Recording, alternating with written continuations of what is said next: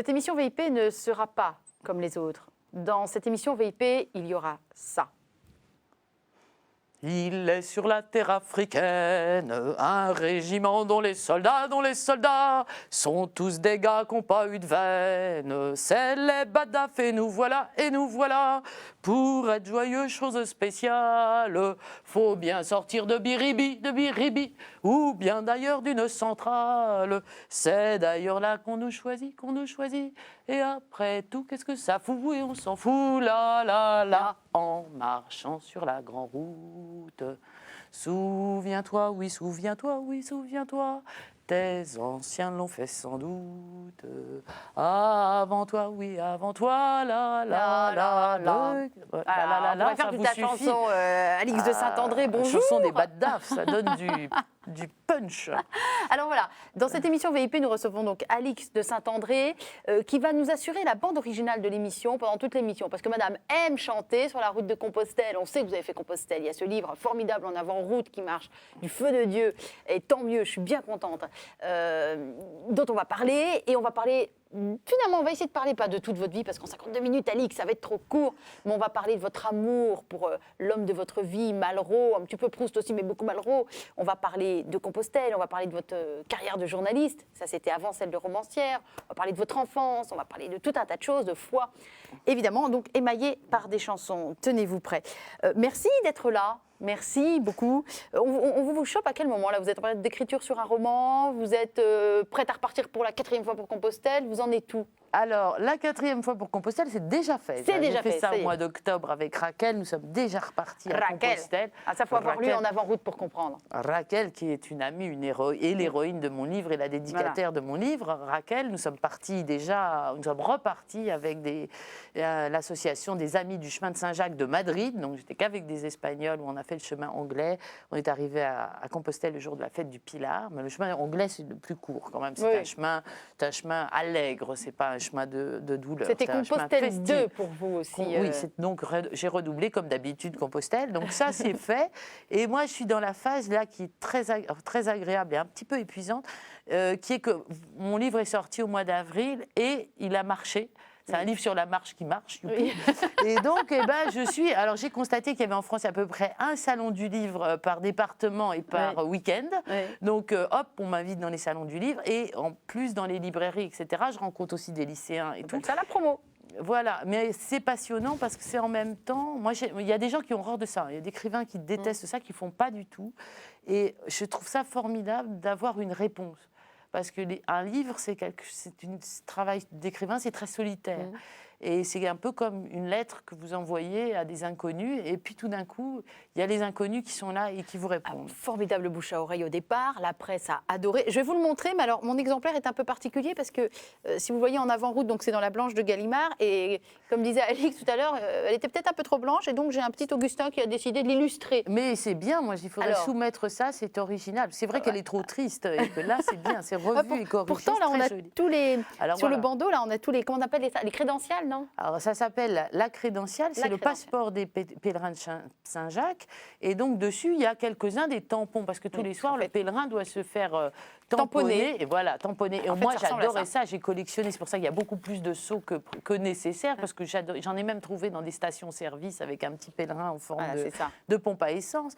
Et donc, on s'arrête tous les soirs et dans la journée pour faire tamponner son passeport, pour prouver qu'on est bien passé dans tel endroit, pour atteindre Compostelle sur le long de la route. Et les gens mettent la date. Ils vous mettent le tampon et la date. Comme ça, quand vous arrivez à Compostelle, vous montrez ça à la dame du bureau qui constate que vous avez bien fait au moins les 100 derniers kilomètres. Ouais. Qu'est-ce que vous y arrivez là? C'est des gens rien, c'est mes fiches qui tombent, c'est pas grave, vous parlez, et moi je fais... C'est la chute des filles. C'est l'automne. L'automne, c'est la saison de la chute des fiches. C'est pas grave. Alors, il faut quand même dire que s'il n'y a pas de crédential, en fait, un bon bisou sur le front, ça marque aussi, c'est une façon de marquer le saut. J'ai eu une petite anecdote dans le livre, mais je l'ai adorée. Oui, il y a un hospitalier comme ça, il y a un endroit sur le chemin, où un seul refuge, où il n'y a pas de saut, et où l'hospitalier fait un baiser sur le front des pèlerins, qu'on emporte avec soi. C'est très joli. Magnifique ce titre, En avant-route. Moi, j'ai attendu la fin du livre pour savoir que c'était du Rimbaud. Pourtant, c'est marqué au début. Oui, et ben moi, vous voyez, moi je l'ai aussi à la parce fin. Que j'ai dit au début, c'est quand ma cousine me laisse. C'est une expression de Rimbaud, mais employée par ma cousine qui m'a accompagnée sur le chemin. Donc voilà, j'en parle à Roncevaux. Et c'est une expression qui est souvent reprise vous le verrez chez les randonneurs. Ça existe sur les blogs de randonneurs et tout. C'est très dynamisant. Et voilà, c'était un apport. Alors là, c'est un livre, mais c'est 3 chemins de Compostelle. Enfin, c'est trois fois Compostelle. Il y a eu Compostelle 1, je suis désolée, ça fait un peu comme les films. Compostelle 1, un peu raté sur la fin parce que vous êtes, la fameuse Raquel rencontrée en route, vous êtes un petit peu... disputé à la fin, donc vous êtes arrivé à Compostelle, à Santiago. Mais surtout, je pense que Raquel, ce qu'il y avait de très bien, c'est que j'ai pu faire le premier chemin grâce à Raquel, parce que j'étais nulle comme pèlerine. Je fumais, je picolais, j'avais aucun entraînement pour la marche, je savais même pas où c'était Compostelle. Tout le monde, Alix. Absolument. J'avais aucune idée d'où était Compostelle, parce que ça démarrait très très mal. Je pensais que ça faisait 400 km, je découvre ça en fait 750 au bout de 2 km. Je savais qu'il y avait des grosses flèches jaunes qu'il y avait qu'à les suivre. Bon, j'ai commencé par l'étape, je ne savais pas, Saint-Jean-Pied-de-Port, Roncevaux, qui est la plus longue, la plus dure, la plus dénivelée, la plus horrible. Donc c'était, enfin pour vrai, je pensais que les montagnes, ça se montait d'un côté, ça se descendait de l'autre. Mais non, ça n'arrête pas de monter et de redescendre. Enfin bon, et je pensais surtout que c'était un lieu de solitude et de méditation. Je croyais que c'était un monastère, la route de Compostelle. Alors que c'est un boulevard, dans des beaux paysages où on réfléchit sur, je ne sais pas, son âme, etc. Et en fait, c'est plein de monde, on n'est jamais seul, on parle tout le temps, on habite dans des dortoirs. Enfin, c'était pas du tout ce que j'imaginais. Et on ne traverse pas toujours des grands paysages. Alors, ce qui m'a aidé à tenir, entre autres, c'est la rencontre de Raquel, car je pense que Raquel et moi, on était aussi peu doués l'une que l'autre pour faire le chemin de Compostelle. Vous êtes un peu rassurés l'une l'autre. En vous voyant, voilà, on s'est dit, celle-là y arrive, moi je peux le faire. Voilà. On s'est rencontrés et donc voilà, donc on a marché. Mais le problème aussi, c'est que quand vous êtes aussi peu doué, vous vous focalisez sur l'idée d'arriver. Et c'est tellement incroyable d'y arriver que... Voilà, c'est la première chose. Et quand vous êtes arrivé, vous apercevez que ce n'était pas le but, justement, et que vous avez raté quelque chose. Le but, c'est le chemin. Oui, mais donc il faut y retourner. Il faut réparer un peu, voilà, dans un deuxième chemin, y retourner pour comprendre et pour arriver à terminer. Et puis alors, une fois qu'on y est retourné, qu'on a compris que le but, c'était pas forcément Compostelle, mais c'était le chemin, il faut le refaire une troisième fois, parce que le vrai Compostelle, enfin le vrai chemin, c'est de partir de chez soi. Oui, alors c'est pas du tout de Ce qui est bien, c'est pas d'habiter Stockholm. Exact. Il y en a qui font, il y en a même qui habitent en Corée, vous savez, qui font sur le chemin de Compostelle. Et le premier mort sur le chemin, il est japonais. Alors il y a des gens vraiment du monde entier. Mais c'est les Espagnols qui disent ça. Le vrai chemin, c'est de partir de chez soi, peu importe où on habite, mais parce qu'au Moyen-Âge, les gens partaient de chez eux, évidemment, ils ne prenaient pas l'autocar pour aller à Vézelay ou Puy ou je ne sais pas quoi. Bien sûr. Et d'ailleurs, ça a un autre sens, parce qu'on ne va pas sur le chemin du Compostelle, on va à Compostelle, c'est très différent. On fait son propre chemin qui est celui de sa vie, qui est celui de sa... Et en plus, c'est beaucoup moins impressionnant pour le monde, parce que le côté « je pars pour Compostelle », c'est un côté un peu comme ça. Alors que si vous partez de chez vous, la première étape, en général, est à 25 km, c'est-à-dire même pas à 2 heures de voiture, n'est-ce pas ? Ça n'impressionne absolument personne. Tous les gens que vous rencontrez au début vous dites « Oh, ma pauvre fille, vous en êtes pas loin. » Voilà, c'est beaucoup plus humble, c'est beaucoup plus... Psychologiquement, je pense que c'est très, très différent. Puis vous tracez vos propres chemins, c'est-à-dire que vous partez par les sentiers de grande randonnée qui sont près de chez vous, jusqu'au moment où vous allez croiser un des chemins qui existent déjà. Moi, en l'occurrence, en partant du Maine-et-Loire, j'ai rattrapé le chemin de Tours, qui est aussi le chemin de Paris, voilà, qu'on rattrape vers Saint-Jean-d'Angély. Alors, dans ces zones-là. Ce qui est drôle, parce que vous dites, oui, je pensais que ça allait être un chemin de méditation, un chemin de silence. On pense qu'on part pour son âme, et puis finalement, on se découvre un corps, et on découvre qu'on a des pieds, et puis on a des pieds qui sont... Oh là là, et alors, des pieds, des mollets, enfin, surtout un corps, et un corps qui peut souffrir dans des endroits où on n'avait même pas idée que ça pouvait être douloureux, voyez-vous. Alors, je pense que les pèlerins, ils n'ont pas tous mal au même endroit, mais ils ont tous mal quelque part, ça c'est sûr. Et moi, alors, je n'avais pas d'ampoule, mais j'avais les pieds qui avaient triplé de volume. C'était très intéressant, surtout pour les remettre dans leurs chaussures le lendemain. Et puis voilà. Et alors on arrive toujours complètement chaque soir épuisé par les derniers kilomètres. Puis après, hop, on prend une douche et c'est fini. Ça aussi, c'est très curieux parce que dès que vous avez plus votre sac à dos et que vous vous retrouvez en tombe, tout va bien. C'est comme s'il n'y avait jamais eu avant tous ces kilomètres de marche. Et il commence une deuxième vie avec les pèlerins, qui est l'après-midi, qui est encore différente, où le temps est différent. Jusqu'au soir, où il faut se coucher avant 10h, parce qu'après, le refuge est fermé. Oui, parce qu'on se lève très tôt. Oui, alors quand on suit la route, moi je l'ai fait, et c'est les Espagnols qui m'ont appris, je l'ai fait à leur façon, dans les refuges municipaux, qui sont d'ailleurs beaucoup moins chers que le chemin français qui, lui, se fait autrement. On se couche tôt parce qu'à 10h du soir, ils ferment, c'est couvre-feu, et là, ils n'ouvrent pas les refuges après. Et à 6h du matin, on vous flanque dehors, ou 7. En mettant de la musique et tatadin, et hors de question de dormir. Et une fois, je m'étais retrouvée comme ça, mais vraiment en face du refuge avec mes affaires, parce que moi, je suis lente, j'arrive même au bout de la 3e fois, je ne sais toujours pas comment je fais mon sac, enfin, c'est un cauchemar. Donc, j'avais à moitié mon sandwich, à moitié mon sac, puis j'ai dit à l'hospitalier, enfin, quand même, c'est pas des manières de chrétiens, ça. Et tous les hospitaliers sont des volontaires qui ne sont pas payés et qui ont déjà fait le chemin. C'est la seule chose qu'on demande d'eux. Et donc, il m'a dit, nous, les hospitaliers, on est comme les dentistes. On vous fait du mal pour votre bien. Il vaut mieux que vous marchiez tôt le matin quand il ne fait pas trop chaud que l'après-midi et que vous retrouvez où on ne dit plus qu'il y a plus dehors en Espagne que les chats et les Français. Il fait tellement chaud. Ça veut te dire. Voilà. Et donc, on se retrouve en train de marcher assez tôt, chassés par les joyeux hospitaliers. Et quelquefois, même dans la nuit, d'ailleurs, les uns derrière les autres.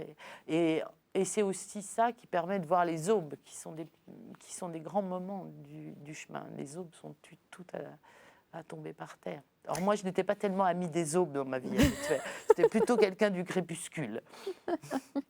C'est comment, Stance, sur la mort de son père, de Jorge Manrique? Jorge Manrique. Recuerde el alma dormida, vive el sesoide, contemplando cómo se pasa la vida, cómo se viene la muerte, tan callando, cuán presto se va el placer, como después de acordado, da dolor, como a nuestro parecer cualquier tiempo pasado fue mejor. Il y a à peu près 24 couplets. Si c'est pas très, parce que vous chantiez ça sur la route avec l'Espagnol, je trouve pas ça très chant de marche. Non, ça je le chantais avec un de mes maris, un de mes 7 maris. Madame a 7 maris, c'est comme dans l'Évangile. C'est mieux, c'est la 5 maris. Oui, c'est 7 maris, c'était celle qui était pas. Et oui, mais ils étaient vivants les miens, contrairement aux siens. Voilà. Et c'est pas vraiment des vrais maris. Oui, non. C'est des maris pour la route. Des maris pour la route avec qui j'ai marché. Parce que les 2 premiers chemins, je les ai fait qu'avec des femmes, je ne sais pas par quel mystère, et le dernier qu'avec des hommes. Donc à la fin, je marchais avec 7 garçons. Donc j'ai chanté ça avec David, qui avait 23 ans, et David était un répertoire de chansons absolument incroyable. Et il connaissait... Donc, ce que je n'avais pas remarqué dessus, il connaissait toutes les chansons, entre autres de la guerre civile par sa grand-mère, donc d'un côté, de l'autre, etc. Et c'est des chansons adaptées par Paco Ibáñez, des grandes chansons de la littérature espagnole qu'il connaissait aussi. Mais ce n'est pas du tout un chant de marche. Ils ont très peu de chants de marche, les Espagnols, mais on en avait ensemble. Non, j'en chantais un autre avec lui que je lui avais appris, mais qui était en anglais, mais qui était peut-être pas très chic pour vos auditeurs, mais qui est les paroles du pont de la rivière Kwai. Je ne sais pas si vous le connaissez. Ah bah je connais l'air, mais pas les paroles, non? Hitler, he only has one ball. Rommel has two, but very small. Himmler got something similar. Poor old Goebbels has no balls at all. Bon, on va pas traduire. Non. Mais on traduira pas, vous avez dû comprendre. Souvent, les chants de marche sont un peu comme ça. Oui, ils sont un peu grivois, un peu... Oui, enfin, c'est grivois. Un peu bourrin, voilà. Vous la connaissez, la devise de Louise de Villemorin? C'est au secours, là. Au secours. Ça pourrait bien correspondre à ce que vous avez vécu sur le chemin. C'est ça qui est génial, c'est que c'est à la fois un livre en avant-route qui est à la fois très drôle, parce qu'il y a votre style très enlevé, qu'on connaît, très, très, très puissant, je trouve aussi. Et puis il y a des choses en profondeur, comme ça, des phrases que vous lâchez, paf. Et ça en fait un livre extrêmement intéressant, qui donne déjà envie de faire Compostelle, ce qui avec moi n'était pas du tout gagné. Mais surtout de le faire avec vous, finalement, parce qu'on se dit au moins on va rigoler, quoi. On va rigoler et en même temps il y aura quand même de la profondeur par rapport à ce chemin qui est quand même, malgré tout, un chemin, peu importe les raisons pour lesquelles on le fait, mais un chemin dont on ne ressort pas indemne, quoi. On croit faire Compostelle, c'est Compostelle qui vous fait. Je crois que la phrase est de vous, je ne sais pas qui, mais... C'est le chemin. Il y a des gens qui font le chemin et il y a des gens que le chemin fait. Voilà. Et je pense qu'à force d'y retourner, le chemin, effectivement, vous fait. Et je pense que les pèlerins, on est tous des pèlerins redoublants. Si vous connaissez des gens qui sont allés sur le chemin, parce qu'en France, ils disent pèlerinage, mais en fait, non. En Espagne, ils disent un pèlerin, mais ils disent el camino. El camino, c'est le chemin. Et quand on dit le chemin, c'est celui de Compostelle. Et on retourne sur le chemin. Et tout le monde y retourne pour retrouver quelque chose qui se trouve de spécial, cette façon de vivre qui est très particulière et qui se trouve sur le chemin et qu'on a tous envie de retrouver un petit moment ou un grand moment dans sa vie. Quels sont ces objets? Parce qu'il y en a 2. Quels sont ces objets que vous nous avez apportés, Alix de Saint-André? Alors, je vous ai apporté d'abord une chose très utile, qui est une boussole. n'est-ce pas? Et qui est une boussole qui m'a été offerte après le chemin de Compostelle. Bah oui, toujours après, c'est toujours utile après. Oui, mais elle n'aurait pas été très, je sais pas très bien, mais ce qui est très touchant, c'est qu'il leur faudrait la mettre à plat pour voir le nord. Elle marche encore, et c'était la boussole du père d'un ami qui s'appelle Peter Adam. C'était un journaliste de la BBC qui a écrit ses mémoires. En même temps, on travaillait tous dans la même maison et lui traduisait en français ses mémoires l'année dernière. Et c'est la boussole de son père. Et sur le chemin, il me téléphonait comme ça pour m'encourager, pour que je marche. Vous savez, les gens vous appellent quelquefois ou pour que vous marchiez pour eux un moment ou pour vous encourager. Et quand je suis rentrée, il m'a offert cette très belle boussole qui était celle de son père. Donc, on voit qu'elle n'est pas toute jeune. Peter Adam, qui a écrit ses mémoires. Donc ça c'est touchant. C'est le premier objet. Elle est légère. Hein. Ce qui doit être, le pèlerin choisit toujours des trucs qui sont légers. C'est très oui, bien. Il ne faut pas que le sac à dos fasse plus de 6 kilos, je crois. Voilà. D'où le fait qu'on achète les Kleenex au compte-gouttes. Les mouchoirs, vous les avez achetés à l'unité, vous, ça me fait rire ça. Oui, on achète tout à l'unité. Et d'ailleurs, on vit sur le chemin, vous avez des tas de petites boutiques qui n'existent nulle part ailleurs, qui sont des épiceries qui vendent des demi-savons, des quarts de trucs. Et les gens coupent même, il y en a qui coupent leur brosse à dents en deux. Pour que ça soit plus léger. Je crois que ça, tous les randonneurs font ça. C'est vraiment le chemin de l'anti-consommation, Compostelle ou les pèlerinages d'une manière générale d'ailleurs. Je ne connais pas les pèlerinages les autres. J'ai vraiment été que sur le chemin, mais c'est de l'anti-consommation. C'est un renversement des valeurs justement. Et on vit vraiment. Alors c'est là Compostelle, c'est qu'on vit selon des valeurs spirituelles dans un monde matériel. C'est-à-dire qu'il n'est pas important d'être le plus riche, le plus beau, celui qui va le plus vite, ça n'a même pas d'intérêt, celui qui a le plus bel équipement non plus. Tout le monde est dans une espèce d'égalité en train de faire la même chose et de partager les choses dans un univers qui ne coûte pas, où rien ne coûte cher. Et on ne peut rien emporter en plus sur son dos, il faut s'alléger tout le temps. Ça, c'est un objet plus provocateur qui est un cadeau de Raquel, parce que j'ai un grand défaut dont je parle beaucoup dans le film, j'allais dire, non, c'est pas un film, dans le livre, c'est que je fume. C'est affreux. Alors, j'essaie d'arrêter, je n'y arrive jamais. Bon, alors la dernière fois que je suis allée à Madrid avec Raquel, justement, j'ai épargné. Alors, vous savez, comme tous les gens qui fument, je garde les mégots pour ne pas les mettre, parce que ça pollue le mégot. D'accord. Le mégot en espagnol, vous savez comment ça se dit? La scolilla, les petites queues des cigarettes. D'accord. Donc, je l'ai gardé dans mes poches et Raquel s'est dit quand même, alors elle s'est dit non, qu'elle pouvait m'améliorer. Alors voilà, c'est un objet très léger aussi qui vous met dans la poche et tac, boum, ça s'ouvre, c'est automatique et c'est un petit cendrier de poche pour éviter pour éviter de jeter ses mégots partout. Parce que, j'ai essayé 1000 fois d'arrêter de fumer, ça ne marche pas ou ça donne des résultats catastrophiques, donc il se dit limitons les dégâts. C'est faux ça. Voilà. Ça a marché la première fois. Le premier voyage, les gens se sont dit mais c'est devenu, donc tu as une sainte, mais ça y est, elle est devenue mystique, ça y est, elle est devenue incroyable. Et elle a arrêté de fumer. En plus, c'était le miracle absolu, mais ça n'a pas tenu. Ça a tenu 2 ans de cauchemar quand même, où j'ai vécu 2 ans de cauchemar sans tabac et finalement, voilà, je fume, c'est pas bien, mais c'est comme ça. Alors pour s'alléger, le pèlerin souvent part sans appareil photo.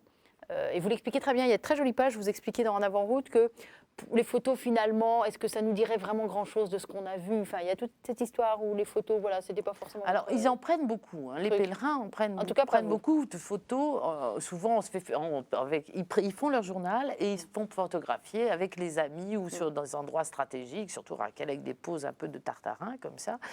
Et moi, j'en ai pas fait, pour une raison simple, c'est que j'avais un sac trop lourd. Donc, il y a un moment où il faut renvoyer ce qui est trop lourd. Donc, la première fois, j'avais renvoyé l'appareil photo, etc. Et puis, je me suis rendu compte qu'après, parce que les autres m'en ont envoyé, que ce n'étaient pas mes photos qu'on m'envoyait, même ces aubes que j'adorais, et ce n'étaient pas les miennes. Et qu'en fait, un pèlerin, il a juste le temps d'admirer la nature. Il est là pour l'admirer, mais il n'a pas le temps de contemplation qui lui permettrait de le raconter. Et ce n'est pas du tout autre chose. Un paysage que vous pouvez raconter, moi je peux vous parler de la Loire pendant des siècles. J'ai habité 17 ans au bord de la Loire. Coule en vous, la Loire. Voilà, la Loire, elle est en moi. Mais le pèlerin, il a juste le temps d'être ébloui par la nature, de voir que c'est magnifique, d'avoir cette espèce d'éclat de joie, mais pas du tout de le fixer. Et je voyais dans mes notes, les paysages sont toujours magnifiques, très beaux, après... Ce qui ne nous dit rien. Absolument pas, je les revois, mais c'est pas ça. On l'admire, le paysage, on admire la nature, mais on la traverse. Alors, je vais vous faire un petit cadeau. Ça vient de sortir aux éditions Glénat. Ça s'appelle En chemin vers Compostelle. Et ce sont donc des photos que vous n'avez pas prises, donc, et un texte que vous n'avez pas écrit, si vous avez fait autre chose. C'est d'Émilie Chay, Franck Charton et Marc Dosier. Je ne sais pas si ça vous fait plaisir ou pas. Si ça ne vous fait pas plaisir, vous l'offrirez à Raquel ou à quelqu'un d'autre. Et ce sont tout un tas de photos de Compostelle, sans doute des chemins que vous avez faits, d'autres que vous n'avez pas faits. Et voilà, vous compulserez ça à la maison. Ce que je veux dire, c'est que moi, je connaissais ce genre de livre avant de partir pour Compostelle. C'est pour ça que je m'imaginais que Compostelle, c'était rempli de beaux... À mon avis, vous allez voir les plus beaux paysages du monde. Voilà, c'est toujours de beaux paysages, de belles églises, etc. Et de pensées très élevées. Mais entre tout ça, toute la vie du pèlerin, elle est entre les photos. C'est-à-dire qu'on a une vie qui se passe très souvent le long des autoroutes à 4 voies. Quelquefois, il faut les traverser. Que pour atteindre la merveilleuse cathédrale de Burgos, où il y a ce si beau Christ avec sa jupe, eh ben, il faut se taper les 4 kilomètres de banlieue de Burgos, que je vous recommande vivement, qui est en pure... Voilà, bien et sûr. qui est vraiment... Alors là, vous êtes sur le trottoir, vous vous fichez en l'air les articulations, et que moi, au départ, je m'étais dit, comme tous les Français, quand ça sera moche, je prendrai l'autocar. J'irai de beaux endroits en beaux endroits. Et les Espagnols m'ont dit, non, un pèlerin, ça marche sous la pluie, qu'il fasse beau, et ça marche que ça soit beau ou que ça soit moche, le paysage. Et donc, il faut aussi... et donc, c'est ça aussi la surprise quand on se retrouve vraiment pèlerin, c'est que, un peu, si vous voulez, c'est le complément de mon livre, ça, voilà. C'est le complément, voilà, faut les belles... Enfin, il y a aussi des belles choses, mais voilà, c'est un peu le complément, parce que moi, justement, j'ai raconté un peu... pas le contraire, mais la réalité de la vie du pèlerin. Ce qui fait aussi que les gens s'y retrouvent, parce qu'ils retrouvent leur souffrance aussi. La souffrance n'est pas très photogénique. Vous verrez qu'il n'y a pas beaucoup de photos de souffrance. Ben, je vous laisserai le découvrir. Forcément, quand on fait le chemin de Compostelle et qu'on est catholique, on pense à cette phrase « Je suis le chemin, la vérité, la vie ». Eh bien non, figurez-vous. Ah bon, moi, elle m'est venue très tard, cette phrase-là. J'y ai pensé, mais très très tard. C'était très drôle. Moi, ce qui me frappait sur le chemin, c'était la présence de la Vierge Marie, qui est partout. Et le fait que Jésus était mort. Mais alors mort. Il y a beaucoup en Espagne, non seulement de Jésus en croix, mais en croix où il est mort. Avec ils sont sanguinolents. Voilà, il y a énormément de cadavres de Jésus dans des cercueils avec sa mère au-dessus, qui est la seule qui veille et à qui on offre des fleurs et à qui on fait des costumes. Voilà. Et le chemin de Saint-Jacques, c'est le lieu où a été créé, enfin inventé le Stabat Mater, etc. Les paroles du Stabat Mater. Enfin, et surtout le chant qu'on chante tout le temps, enfin bon, qui est quoi et qui me revient pas, c'est malin. Mais si on connaît que ça, Salve Regina, le Salve Regina. Ça vient de... Le Salve Regina a été inventé sur le chemin de Saint-Jacques, et c'est vraiment ça. On est gémissant, pleurant, malin. Donc il y avait la Sainte Vierge partout et pas de Jésus. Enfin du Jésus mort, mais vraiment très très mort. Et je m'étais dit la première fois que c'était parce qu'il s'incarnait dans les pèlerins, évidemment, que les pèlerins étaient vivants. Mais en fait, non, j'ai pensé à plus tard, parce qu'il y avait une bénédictine qui a dit cette phrase hyper connue un soir, quand j'étais à Burgos, dans le 3e chemin, et qui a dit ça le soir, qui a dit, Jésus a dit, je suis le chemin. Mais j'y avais jamais pensé. Enfin, vous voyez, c'est pas que vous connaissiez la phrase. C'est une phrase hyper connue, mais vous connectez pas forcément les choses. Et tout d'un coup, je me suis dit, mais oui, enfin, c'est tellement simple et c'est tellement évident. Mais ça vient pas tout seul. Voilà. Un pèlerin, ça a aussi des pensées assez pauvres. Ça découvre la pauvreté dans la vie, et la pauvreté aussi de la misère de son corps, et la misère aussi de ses pensées et de ses prières. Quoi. Il y a une comme ça de ralentissement. Alors, comme on est avec Alix de Saint-André, personne d'autre, quand elle entend « Je suis le chemin, la vérité et la vie », il y a une phrase qui est très drôle, qui dit finalement, quand on marche sur le chemin, on débouche les artères de Dieu et on fait vivifier le sang, on fait circuler son sang. Et... C'est à peu près ce que je pense, oui, tout à fait. On est à l'intérieur, c'est-à-dire qu'on cherche Dieu à l'extérieur ou dans son... Mais en fait, on est dedans, on est espèce dans une grande comme ça. C'est du Saint-Augustin, ça, Alix de Saint-André. Je te croyais à l'extérieur et tu étais au-dedans de moi, quoi. Oui, mais c'est toujours pareil, c'est différent de l'expérimenter. De l'expérimenter et surtout de l'expérimenter finalement assez tard. C'est-à-dire que je m'interrogeais toujours sur tous ces pèlerins dont les 3/4 sont vraiment pas du tout catholiques et même souvent très anticléricaux. Et j'en ai même un, je raconte, qui est l'apostat, Carlos l'Apostat, qui communie par hasard et qui voulait qu'on le désinscrive de l'Église catholique, alors qu'il était sur le chemin de Saint-Jacques. C'est pour ça que c'est parce que les Espagnols payent des impôts aussi.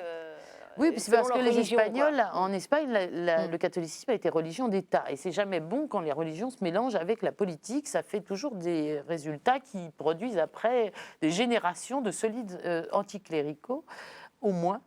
Et donc, ce garçon, donc, ce que j'avais découvert, c'est qu'en même temps, ils se voulaient des pèlerins. Et ils étaient des pèlerins de Saint-Jacques, de Santiago de l'Apostole. C'était très important pour eux. Et ils faisaient leur métier de pèlerin. Et ils y tenaient. Et je me suis dit, et souvent sans croire, où ils avaient fait des vœux, enfin, ils avaient des raisons pour être là, différentes les uns des autres, mais en même temps, ils font vraiment ce travail de pèlerin, qui consiste à souffrir, à admirer la nature, à souffrir et à partager sa vie avec ses frères. C'est de la vie chrétienne basique, mais qu'on n'a pas l'occasion de pratiquer. Et c'est un grand lieu d'expérimentation qui pas forcément est mené par des gens qui sont chrétiens ou catholiques. Vous voyez ce que je veux dire? Ils sont à l'intérieur de Dieu, qu'ils le sachent ou qu'ils ne le sachent pas. Et ils se revendiquent pèlerins, c'est très important. Alix de Saint-André, on vous lit, on vous a lu comme journaliste, on va revenir sur votre carrière de journaliste, on vous lit comme romancière, on vous voit à la télé, on vous a vu à la télé, il y a eu la grande époque de Canal+, où dans cette bande un peu hétéroclite, vous arriviez, vous parliez de Malraux et du pape, hein, grosso modo, c'était un peu les deux mamelles d'Alix de Saint-André, enfin vos deux... De temps en temps, mais voilà. Enfin, quand même pas que ça. Quand même arrivé à affirmer certaines choses sur Canal+. C'était une émission quotidienne, donc j'ai quand même abordé un certain nombre d'autres sujets. Mais bon, on vous voit fréquemment chez Frédéric Tadei, fréquemment, en tout cas régulièrement, pour prendre un peu, défendre la parole du pape, dès qu'il y a un truc, allô Alix de Saint-André, voilà. Et vous dites, vous avez cette phrase très marrante, c'est que chez les athées, vous vous sentez super catho. Mais chez les cathos, d'un seul coup, vous êtes moins à l'aise, parce qu'un peu différente, parce que pas exactement dans les codes. On s'en fiche, non ? Je sais pas. C'est vrai que moi, je me sens très catho de service au milieu de... Alors là, j'adore ça, et au contraire, parce que c'est même provocateur, et c'est amusant, c'est aujourd'hui d'être catho. Surtout, c'est quelque chose souvent que les gens ne comprennent pas et dont ils n'ont plus les clés. Parce c'est pas qu'ils sont hostiles, justement. Nous, on n'est pas, comme en Espagne, juste derrière un régime. On est... dictatorial, oui. Dictatorial, non, il n'y a pas du tout une dictature de rien du tout. Il y a que les gens ne sont plus enseignés, y compris nous, n'ont plus reçu. Ça n'a pas été transmis, il n'y a pas eu d'enseignement, ils ne savent vraiment pas. Il y en a beaucoup, c'est fascinant. Moi, je connais des gens très cultivés, ils y connaissent en christianisme absolument rien. Donc, il y a aussi, il faut expliquer, donc ça c'est toujours plus amusant d'expliquer et puis de partir. Je trouve ça plus intéressant. Chez les cathos, ils ont pas, c'est autre chose. C'est vrai que, je sais pas. En tout cas, vous j'aime bien. Alors moi, j'ai toujours bien aimé les moines, par exemple. J'ai toujours aimé les moines parce que je me disais, moi, je ne sais pas si je crois en Dieu, mais je suis sûre qu'eux, ils y croient. Et c'est déjà rassurant. Et en plus, c'est des gens très joyeux. Ils ont des sourires, les moines et les moniales. On les voit toujours, ils se baladent pieds nus comme des bouddhistes, et avec des petites sandales. Et ils sont joyeux et ils y croient. Et vraiment, ils font sacrifice de leur vie. Donc, ils sont des preuves vivantes. Et ils ont des liturgies aussi qui sont très belles. Et on a eu la chance, nous, à Paris, d'avoir un monastère en plein Paris qui était Saint-Gervais, comment ça s'appelle, les Fraternités de Jérusalem. Et ça, alors là, j'aimais beaucoup y rester. Et où vous aviez des sermons qui étaient des sermons qui parlaient des pères de l'Église, enfin qui étaient nourrissants de tradition, qui étaient éducatifs aussi. Alors, sachant que vous avez été éduqué dans cette religion-là, on va peut-être... Oui, mais à un moment où c'était... Comment dire, moi, j'étais... En sixième, j'ai eu à la fois la réforme de l'éducation où chaque année on allégeait le programme, on enlevait le latin. En sixième, on enlevait ci, on enlevait ça. Alors ça, c'était Edgar Faure et l'éducation nationale. Et de l'autre côté aussi, il y a eu une révolution dans l'enseignement du catéchisme qui fait qu'au lieu d'apprendre, ce qui devait être d'ailleurs très très mauvais, qu'est-ce que Dieu ? Dieu est un pur esprit, infiniment bon, infiniment parfait, créateur et souverain, maître de toutes choses. On avait remplacé ça par dessine-moi un Jésus et raconte des faits de vie qui prouvent que tu es gentil avec tes petits camarades. Ce qui était aussi pas, à mon avis, entre les deux, bon voilà, il y a eu une période de flottement. Et moi, comme j'ai redoublé ma sixième, je suis passée de l'un à l'autre. Donc ça fait assez un choc quand même. Donc il y avait une année de sixième où il fallait scolter du latin, des machins, des déclinaisons. Après l'autre année, il n'y avait plus rien. Et puis une année où j'avais fait ma profession de foi, où il y avait qu'est-ce que Dieu, etc. Et la deuxième année, c'était dessine-moi un Jésus et raconte-moi comment tu es gentil avec tes petits camarades. Donc voilà, il y a eu, et à partir de ce moment-là, l'enseignement était différent. Donc, de toute façon, Malraux disait que toute culture, c'est une conquête. Un héritage, c'est une conquête. Un héritage, ça doit se conquérir. Ça ne peut pas être reçu comme ça. La coquine, on va revenir à Malraux après, mais je voudrais qu'on reste avec la toute petite Alix de Saint-André, toute petite fille qui vit donc à côté de Saumur, puisque papa est... À Saint-Hilaire-Saint-Florent, s'il vous plaît. Puisque papa a été écuyer en chef au Cadre Noir, c'est quand même très prestigieux. Vous avez grandi au milieu des chevaux alors? Non, ils n'habitaient pas à la maison. Vous voyez, les chevaux, ils étaient à Saumur. À l'époque, ils étaient en ville d'ailleurs. Maintenant, ça a changé. Ils ont été transportés ailleurs. Mais à l'époque, c'était vraiment en ville. Et le bureau de mon père était au-dessus des écuries. C'était assez drôle. D'ailleurs, il y avait de la sellerie en dessous. Au-dessus, il y avait les écuyers. Il y avait un bureau et une sellerie, un lieu où ils se retrouvaient. Où ils buvaient du Dubonnet. Et il y a une tradition, c'est pour ça que personne ne tombe de cheval à Saumur, parce que quand il y en avait un qui tombait, il devait offrir aux autres s'il offrait une tournée de vin, enfin je ne devrais pas dire du Dubonnet, je ne suis pas sûre que ça existait, mais enfin c'était à l'époque, et ben on n'en parlait plus jamais. Donc, et en revanche, s'il oubliait de payer sa tournée, ça pouvait durer longtemps. Dieu sait que la petite Alix, elle a eu peur que son père meure à cheval ou tombe de cheval et que ça a été une angoisse permanente. Vous le racontez ça? Je ne sais plus si c'est dans... Non, c'est peut-être dans Il n'y a pas de grande personne que vous le racontez.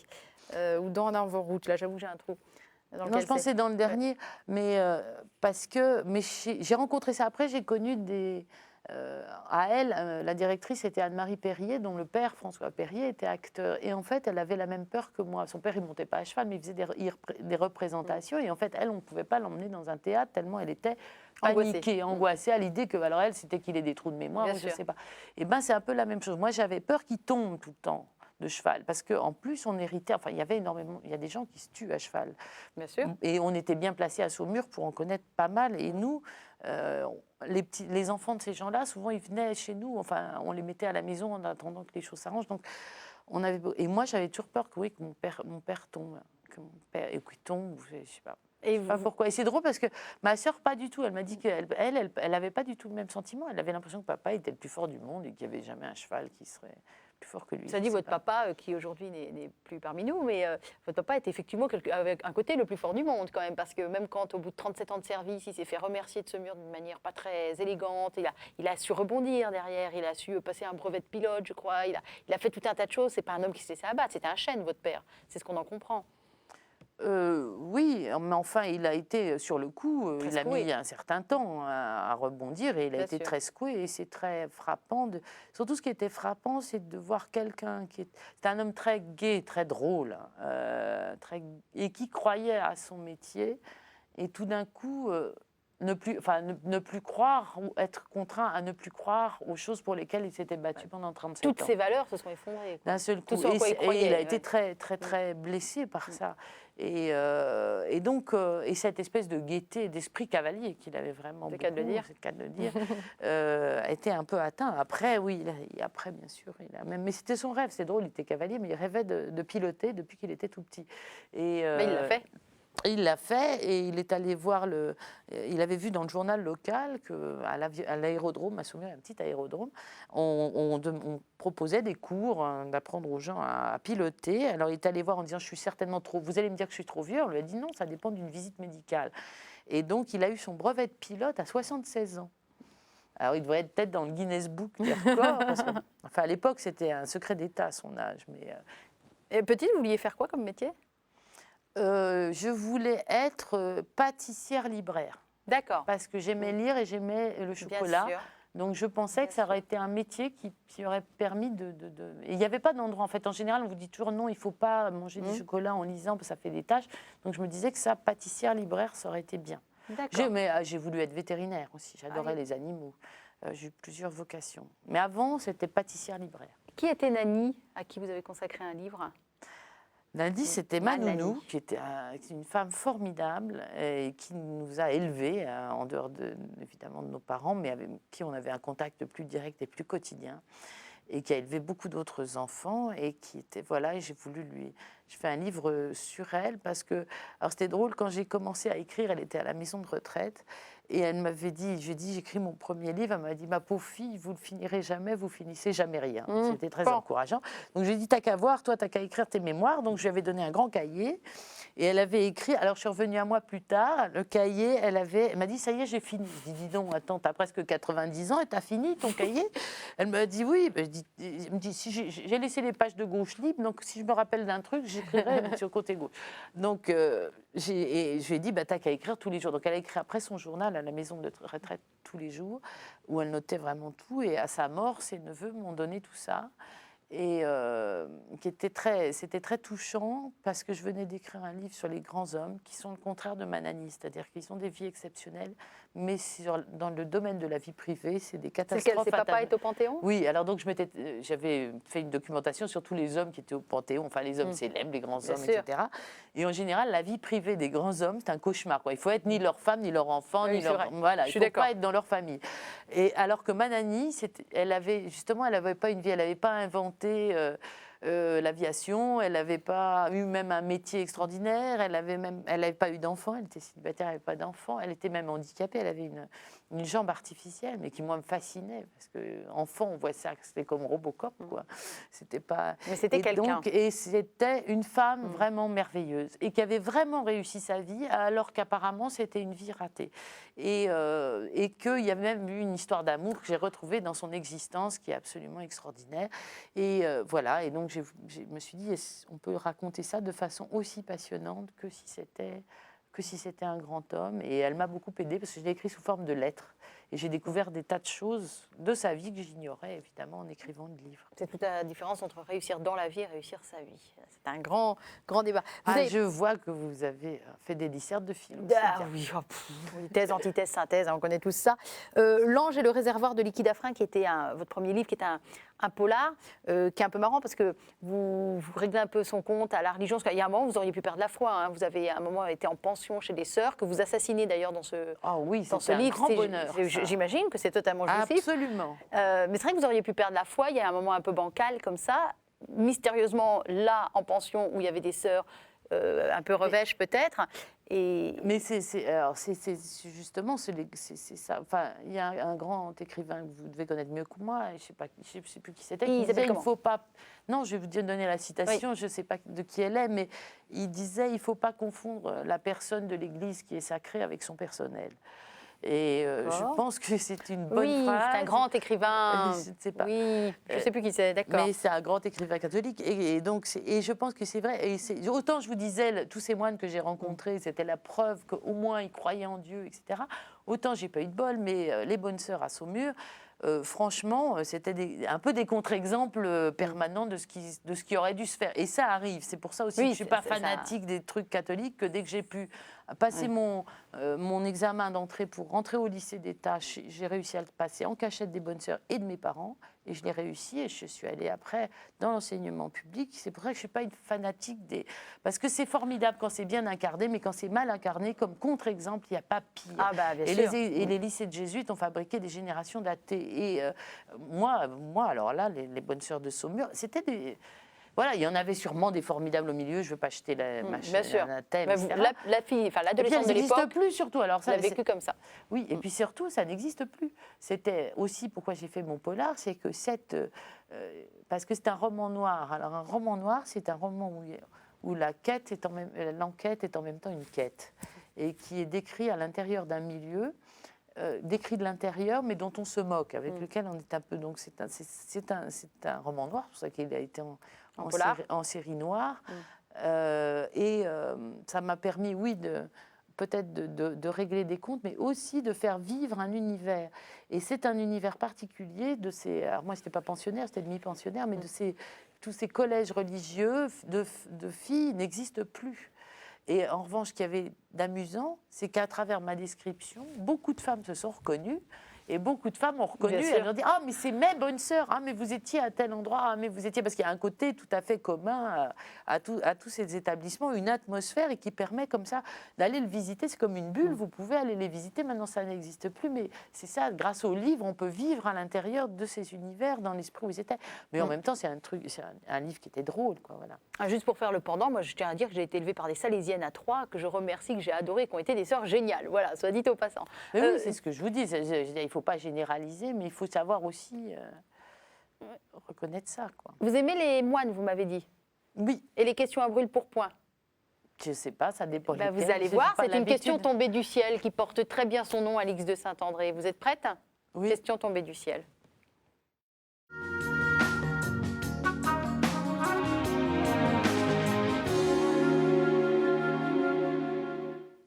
Bonjour Alix, vous êtes une romancière assez originale. Vous nous faites voyager avec vos ouvrages. Je pense aux Archives des Anges, où nous rentrons dans le monde angélique, ces esprits purs qui sont au-delà de tout lieu, de tout temps. Et puis avec les chemins de Compostelle, c'est l'inverse. Nous sommes bien ancrés sur la terre, confrontés à notre corps, à la souffrance. Et alors, je voudrais vous poser cette question. Imaginez que Dieu vous laisse la possibilité d'être soit un ange, ou soit une femme pèlerine. Que choisiriez-vous? C'est le frère Geoffroy-Marie, qui est prêtre également de la communauté Saint-Jean, et qui vous pose cette question. C'est une belle question parce que, en fait, si j'avais vraiment le droit, ce que j'aimerais, c'est être une femme pèlerine, mais qui ait des ailes. Parce que j'ai souvent rêvé de pouvoir, enfin souvent comme les enfants d'ailleurs, de pouvoir voler. Et je ne voudrais pas devenir un ange, parce que d'abord, on ne peut pas changer de catégorie, il le sait très bien quand on est un être humain. Mais bon, en plus, c'est très bien d'être une femme et pèlerine, c'est génial. Mais alors, une femme pèlerine qui aurait des ailes, et de pouvoir, comme ça, voir la nature d'en haut, oh non, ça, j'adorerais avoir des ailes. Alors, je ne suis pas d'accord avec votre réponse. Pourquoi? Je peux me permettre? Parce que quand on lit voler En avant-route, vous êtes vraiment l'ange gardien de tous ceux que vous avez rencontrés. Vous leur payez des repas quand ils n'ont rien dans le ventre, vous leur soignez leurs ampoules, vous vous occupez d'eux. Enfin, vous êtes très, très présente, très dans l'esprit d'ailleurs du pèlerin. Donc il y avait un côté ange gardien chez vous pour tous ceux que vous avez accompagnés pour un petit bout de route, vos 7 maris. Oui, mais je vous signale il y a même un âne qui s'appelle Pompon en passage. Oui, je veux bien que vous me donniez, c'est très gentil, mais la fonction d'ange gardien. Je ne dis rien, c'est dedans. Oui, mais je ne pouvais, même ange gardien, je n'avais aucune capacité pour m'envoler, vous voyez, concrètement. Mais l'élévation est spirituelle. Voilà, non, mais je ne sais pas, quelquefois j'ai étudié, si on aurait pu être comme, vous savez, comme certains écureuils, comme ça, qui ont des peaux, des membranes. Oui, des écureuils volants, tout à fait. Voilà, ça j'aimerais bien pouvoir voler. Eh bien, écoutez, vous en parlerez à Dieu le Père quand vous le rencontrerez. Oui, je pense qu'il est assez content de son truc et que nous sommes prototypes et que voilà, on s'élèvera pour la pensée. Non, mais quand on aura des corps glorieux, ça sera très très bien. Justement, on pourra voler et tout ça, oui, se déplacer. On en parlera à ce moment-là. Ben oui, non, mais je pense que c'est prévu, si vous voulez. Pas dans la mesure où on va hériter d'elle, mais les corps glorieux, moi, à mon avis, ça va être un truc très intéressant. Si on arrive à en choper un, ça va être très bien. Bien. C'est comment le général à vendre de Francis Blanche? De bon matin me suis levé, c'était dimanche, à la carriole et attelé la jument blanche pour m'en aller au marché dans le chef-lieu du comté. Paraît qu'il y avait des généraux à vendre, mais le soleil éclairait tant la route blanche. La jument s'arrêtait si souvent sous les branches que lorsque je fus rendu, on ne m'avait pas attendu, mais tous les généraux étaient vendus. Pourtant là-bas, tout au bout du champ de foire, par un coup de chance, il en restait encore un. Il n'était pas couvert de gloire, mais avec un peu de ripolin, il pouvait faire encore très bien. Je l'ai échangé contre un cajot de pommes pas mûres, 4 choux-fleurs et une tartine de confiture. Ça, pour un général, c'était vraiment pas trop mal. Alors je l'ai chargé dans la voiture. Ça, c'est une chanson qu'aimait particulièrement votre papa, non? Oui, il aimait beaucoup. Le général à vendre, il aimait beaucoup. C'était une très jolie chanson qui était assez nostalgique à la fin et totalement, comme il était lui, farfelu. Enfin, il y avait un côté un petit peu farfelu. C'est de lui que vous tenez ça, d'accord. Le côté très décalé, original. Oui, parce que lui, il était... Mais comme souvent, on pense que les gens qui ont des uniformes sont des gens conventionnels. Non, justement, leur uniforme, ça leur permet une grande fantaisie intérieure. C'est ça qui est drôle. C'est que l'uniforme tient le lieu de... Bon, voilà. Et l'intérieur, on peut être justement très fantaisiste. Enfin, l'esprit peut être fantaisiste et drôle. Quel est ce livre que vous nous avez... Quel est ce livre que vous nous avez amené, Alix de Saint-André? J'essaie de le lire. Une saison en enfer. Non, c'est pas ça. C'est pas ça. Une saison avec Bernard Franck. Une saison avec Bernard Franck. Chez Flammarion. Chez Flammarion. Oui, je voulais vous parler un peu de littérature et un peu de ce livre qu'on a écrit ensemble. Parce que c'était drôle, Martine de Rabaudet, moi, et on s'est retrouvés dans la même maison, chacune en train d'écrire son livre. La maison était l'ancienne. Moi, j'écrivais mes pèlerins de Compostelle et elle écrivait une saison avec Bernard Franck. Et c'est un livre vraiment très réussi, magnifique, sur un homme qu'on connaît peu. Et qui était un ami de Françoise Sagan et qui a été un formidable critique littéraire et qui a écrit des livres très amusants. Il avait le tort d'être drôle et souvent, on ne prend pas au sérieux les gens drôles. Et on a tort, parce que les gens drôles racontent des choses. Et souvent, il y a une profondeur dans la drôlerie. Que oui. Et alors, cet homme qu'elle n'a jamais connu, elle a connu des amis à lui, est mort. Et elle a fait une grande exploration de ses œuvres et une mise au... un montage, on peut presque dire, de sa vie. Et c'est absolument passionnant. Et c'est un autre univers. Et c'est un livre qui est à la gloire de la littérature, que j'ai trouvé vraiment très beau. Et je veux bien vous en lire un petit quelques bout, lignes, bien volontiers. parce que ça va aussi nous décaper un peu, parce que bon, je me dis, il n'y a pas le chemin de Compostelle, il y a aussi... Il y a d'autres choses bien décapantes. Dans son ultime et troublante chronique, à l'accent prémonitoire, paru le 2 novembre, jour de la fête des morts, citant Scott Fitzgerald, Bernard Franck gravait son épitaphe « Je suis resté ivre pendant plusieurs années et ensuite je suis mort ». La mort, Bernard l'attendait plutôt côté foie, elle s'était présentée côté cœur. Un foie trop gros, c'est souvent le cas chez les écrivains. Nous manquons de cœur, mais notre foie déborde, répétait-il.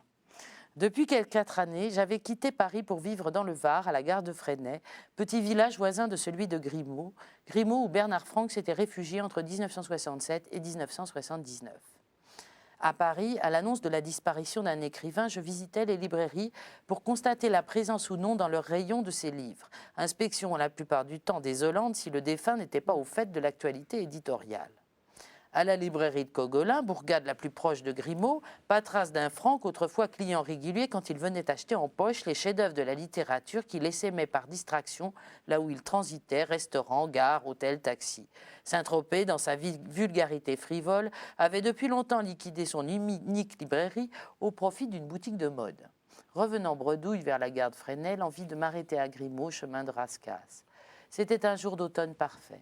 La maison, adossée à l'un des vallons du massif des Maures, était endormie, volets fermés comme autant de paupières closes sur une histoire finie. Accompagné d'Uccello, mon bosseron qui marquait avec méthode son territoire, je tournais et retournais autour de l'oblongue bâtisse en pierre séchée, telle une enquêtrice à la recherche d'indices. Le mât du Colombier, c'était son nom, n'offrait aucune défense. Au contraire des maisons récentes, celles du passé ne craignent rien du présent. Ni portail automatique, ni digicode, ni clôtures électrifiées pour rebuter des intrus ou des hordes nocturnes de sangliers qui labouraient le sol pour creuser leurs bauges ou déterrer les racines des asticots de leur festin. Le Colombier était condamné au sort des résistances dites secondaires, des citadins surmenés qui, à peine reposés, repartaient s'affairer, replongeant ces maisons dans un coma artificiel de plusieurs mois. On ne va pas lire tout le livre, hein, Alix. Non, mais je voulais dire juste un paragraphe. Appuyé au muret de la terrasse, je rallumais au Colombier des souvenirs imaginaires. Bernard allongé à l'ombre du mûrier, lisant un roman policier où l'un de ses inséparables, Saint-Simon, Montaigne, Bossuet, Proust, etc. Il songeait avec langueur qu'il lui faudrait rejoindre sa table de travail à l'extrémité de la maison où patientait le livre entamé par le livre à venir en maugréant que la seule chose embêtante en littérature, quand on a compris ce qu'il y a à faire, c'est d'écrire. C'est comme ça que vous une le très vivez belle forme. La seule chose embêtante en littérature, quand on a compris ce qu'il y a à faire, c'est d'écrire. C'est ce que vous le vivez, vous À peu près, oui. Ouais. Et c'est ce qu'on constate tous en écrivant. Et surtout, je voulais dire ce qu'il y a de merveilleux, si vous aimez lire, c'est que Bernard Franck alors, Martine explique qu'un grand critique, c'est comme un grand interprète. C'est-à-dire qu'écouter Bach, c'est quelque chose. Écouter Bach par Glenn Gould, vous découvrez un nouveau Bach. Et Marguerite Duras disait, sur les livres, on a 2 sortes d'idées, les siennes et celles de Bernard Franck. Donc, si vous découvrez Bernard Franck, vous allez voir d'abord, c'est vraiment quelqu'un, un ami de Sagan, et c'est vraiment quelqu'un à découvrir. Et en même temps, c'est à découvrir une façon de relire, parce qu'il passait son temps en fait à relire les chefs-d'œuvre anciens. Il y a un autre qui avait dit, on a l'impression que Flaubert n'a été écrit que pour être lu un jour par Bernard Franck. Et vraiment, c'est comme de découvrir quelqu'un de nouveau pour la littérature. Merci beaucoup. On redit juste le titre. Une saison avec Bernard Franck chez Flammarion. En plus, c'est bref, c'est un livre bref. Oui, je vois bien que c'est pas très épais. On parle de Minutes de Malraux quand même, parce que ne pas parler de Malraux... Mon Dédé. On parle votre Dédé, bah oui. Mais comme la Loire, il ne me quitte jamais, donc on peut en parler ou ne pas en parler. Un petit peu, bah oui, quand même, parce que vous l'avez découvert un peu par hasard pendant une dictée de français. qui était tout simplement le début de la condition humaine. Mais ça, c'est... Alors voilà, comme autant quelquefois je prends des rages contre les professeurs, mais il y en a d'excellents, des professeurs. Ah ben vous lui rendez bien hommage à cette femme. Mademoiselle Loyen, que je vais retrouver encore quand je vais signer mon livre à Saumur, elle est toujours là, elle vient me tenir la main. Il n'y a pas de grande personne qui est un livre sur Malraux, sur votre amour pour Malraux, donc on apprend comment vous l'avez connu déjà, enfin pas lui en tant qu'homme, puisque vous ne l'avez jamais rencontré, ça c'est un grand rattache de votre vie, ça. Non, je ne pense pas du tout. Alors là, voilà, justement, enfin lui, il était magnifique. D'abord, on le voyait à la télévision à l'époque, moi j'étais consciente.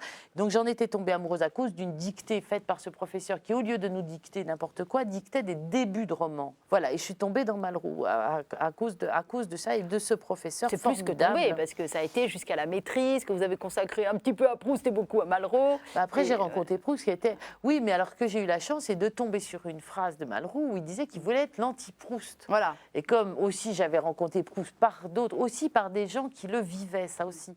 Parce que la littérature, c'est pas que dans les... C'est souvent l'école, ça vous dégoûte de la littérature. La façon...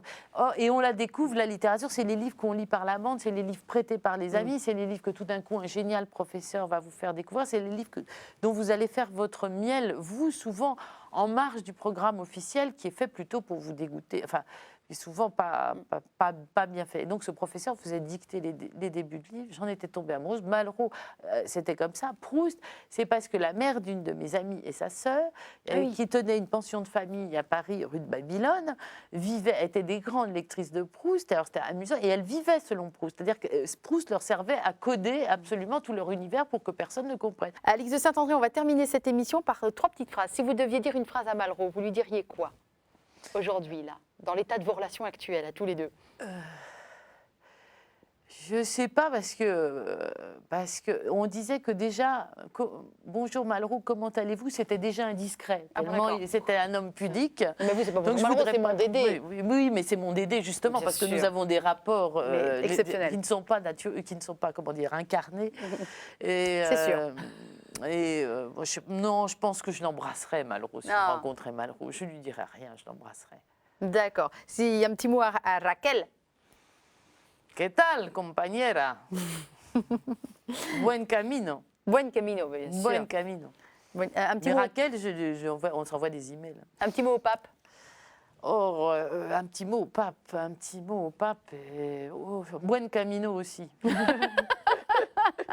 Et moi, je peux vous dire quoi comme petit mot, bonne route. Alix de Saint-André, pour la suite? Mais je pense que bonne route, c'est un très bon conseil, parce on est toujours en chemin, on n'est pas arrivé. C'est vrai que c'est une jolie chose pour terminer une émission, de vous dire allez, en avant route, bon chemin. Compostelle 5, c'est pour quand? Je ne sais pas, ça prendra peut-être une autre forme que Compostelle 5. Ce sera J'allais vous dire Inch'Allah, mais ça ne doit pas être la bonne réponse ici. Yallah. À la grâce de Dieu. Merci infiniment pour cette émission, Alix de Saint-André. Et puis, bonne continuation à vous sur les chemins d'écriture, sur les chemins de pèlerinage et sur tous les autres chemins que vous emprunterez. Merci beaucoup. Merci, Emmanuel. Au revoir.